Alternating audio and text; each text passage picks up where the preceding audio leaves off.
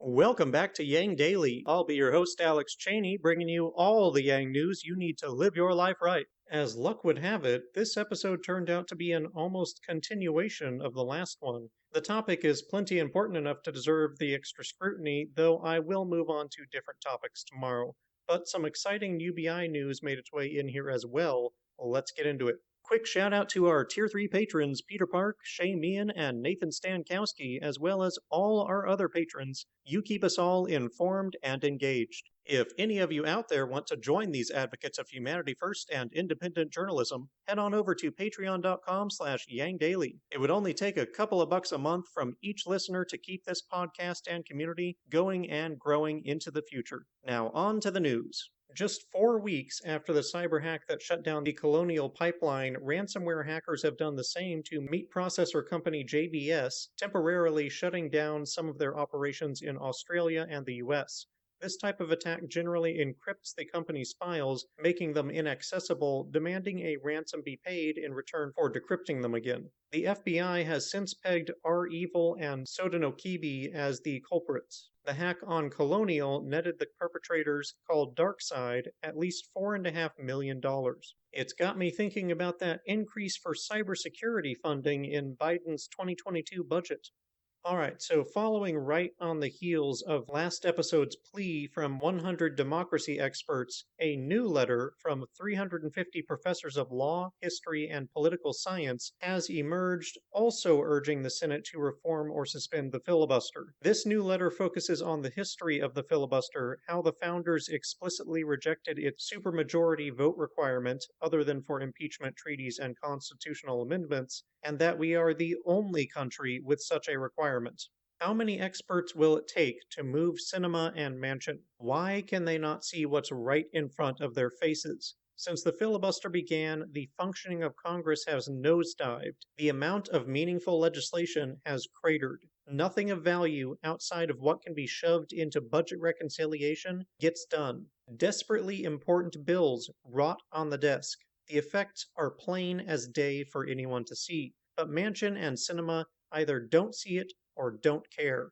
Sinema on the same day told the press that the filibuster protects democracy, prevents wild policy swings, and encourages bipartisan cooperation, none of which is correct. Decades of evidence prove that it does not lead to bipartisan collaboration, but to the hyperpartisan gridlock that we have been suffering and which the Founding Fathers warned of when they explicitly rejected the idea. It does not prevent wild swings in policy. It creates wild swings in executive orders, which do not require voting at all and have skyrocketed to fill the void created by a dead legislative branch. Not only is it not preventing policy swings, it's exacerbating them while destabilizing the balance of powers. Since the legislative branch can't pass anything, the executive and judicial branches are pressured to fill that void, which is why Americans are increasingly wanting the president to act as king, accelerating existing trends of favor toward authoritarianism. Doesn't sound like protecting democracy to me. It's removing accountability from politicians and policies as well. Nothing gets enacted, so our representatives can say whatever they want, knowing that it won't come to anything, breaking the feedback loop that we would use to judge them, which undermines the entire concept of democracy. For instance, Kyrsten Sinema co-sponsored an LGBTQ rights bill, but she is also making sure that that bill will never pass by maintaining the filibuster. So does she actually support that bill? I don't know. There's no way to know. We also can't experience the effects of policy, which means we can't properly judge policy either.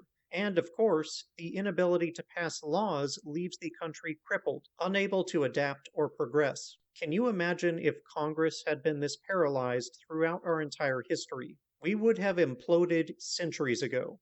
I've heard some say that the filibuster creates minority rule.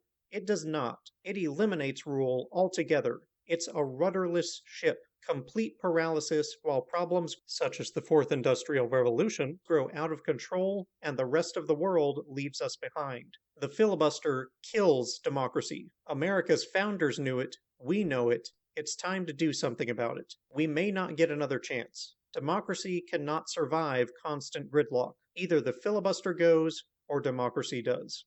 But to end on a positive, we have great news from Ireland. They appear to have committed to a basic income pilot for artists as part of their pandemic recovery. The specifics of the plan are currently under debate by committee. The National Campaign for the Arts would like to see the payment set at €327 a week, or about $1,600 a month, in line with the task force recommendation, beginning in January 2022 and continuing for 3 years. They also ask that it not be means tested or affect existing welfare. It could include as many as 12,000 people, possibly making it the largest pilot outside of child tax credits. It would be a huge step forward. Let's help it along. And that'll do it for today's Yang Daily. Bookmark and share the filibuster thread and the Irish basic income. Flood Congress with calls, tweets, faxes, and letters using the Resist bot or Income Movement easy contacts below. If you need help, consult Humanity Forward, the Income Movement Aid Database, the Mission Asset Fund, or United Way, and don't forget to Yang Daily.